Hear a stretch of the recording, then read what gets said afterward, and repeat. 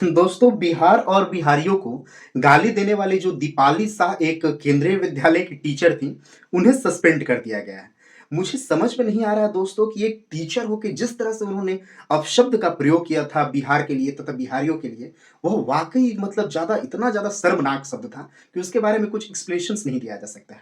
इस पागल और बेशर्म टीचर को यह समझना चाहिए कि बिहार है क्या? आप जिसके बारे में वह बिहार जहाँ पे आपको काम करने को मौका मिला है, आप एक टीचर हो, आप लोगों को जैसे शिक्षा दे रही हो और आप इस शब्द का प्रयोग कर रही हो, तो ये बिल्कुल उनके साथ सही हुआ है। जिस केंद्रीय विद्यालय में वो टीचर के पोस्ट पे थी, पद पे थी, वहाँ से उन्हें सस्पेंड कर दिया गया है और ये न्यूज़ यह भी आ रहा है कि वे बिहार से चली गई हैं, अपने बंगाल में चली गई। शायद ये वेस्ट बंगाल की थी और यहाँ पे केंद्रीय विद्यालय में एक टीचर के पद पे निलंबित हुई थी और इनको निष्कासित कर दिया गया है।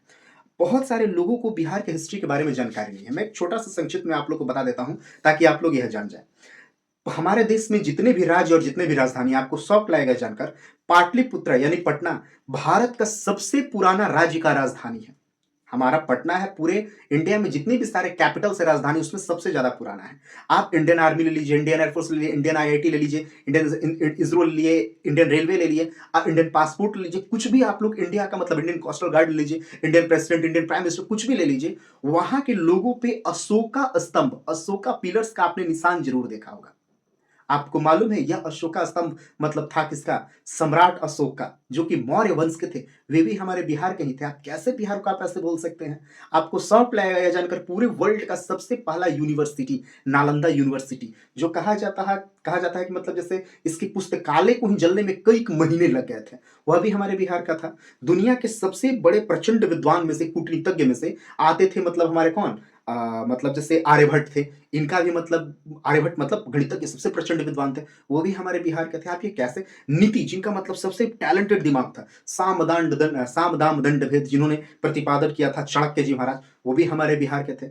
आप ये कैसे कह सकते हैं मैम कि बिहार इतना ज़्यादा डाउन है? आपको शर्म है, अपने आप को लज्जा आ रही है कि आपको बिहार में पोस्टिंग दी गई है। एक टीचर हो के आप इस तरह से वर्ड का यूज़ कर रही हैं और अंत में आपको क्या मिला? थोड़ा-सा फेम बनाने के चक्कर में, थोड़ा-सा हीरोपंती दिखाने के चक्कर में आपको यहाँ से सस्पेंड कर दिया गया।